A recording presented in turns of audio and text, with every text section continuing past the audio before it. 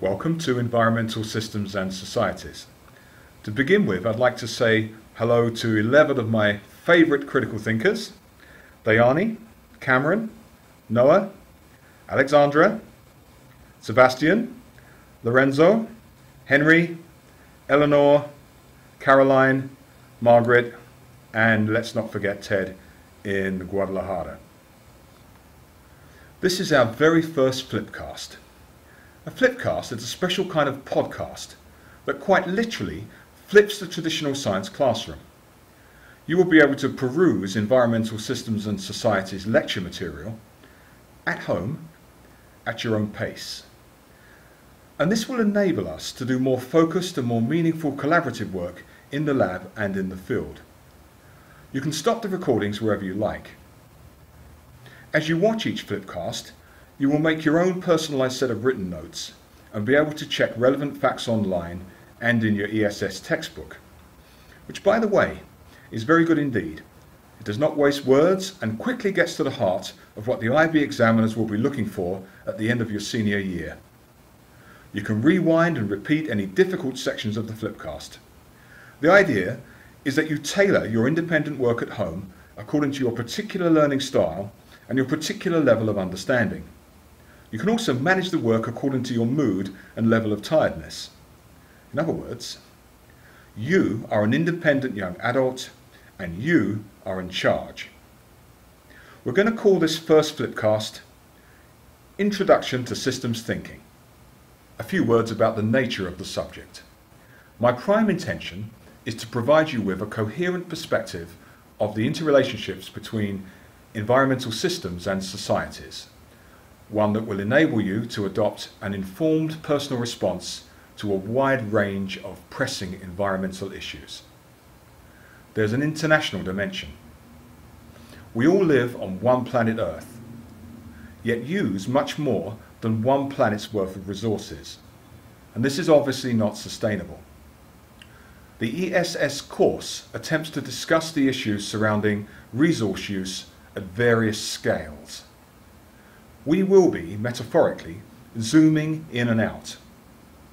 We already mentioned in class that the edifice of scientific knowledge encompasses some 41 orders of magnitude. That's 41 powers of 10. This ranges from subatomic particles like quarks and electrons all the way to the humongous scale of the entire universe, containing hundreds of billions of galaxies. The systems approach itself, which is employed throughout the syllabus, is essentially holistic rather than reductionist. Now, a reductionist approach is all about breaking something down and looking at its components in fine detail. This works really well, for example, in biochemistry, but it doesn't really work for environmental systems and societies. So more often than not, we'll be looking at the big picture, an entire complex system, and we'll be seeing the whole as much more than the sum of its parts.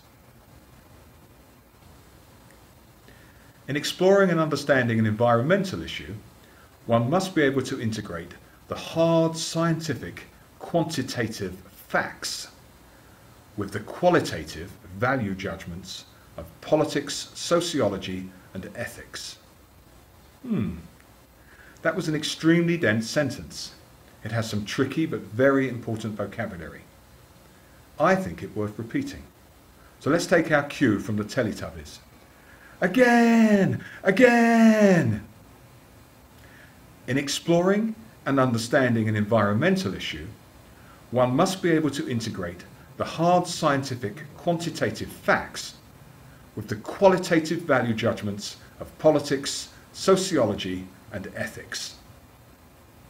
From a TOK perspective, we might say that this is where subjective, fallible human interpretation intersects with cold, objective data analysis.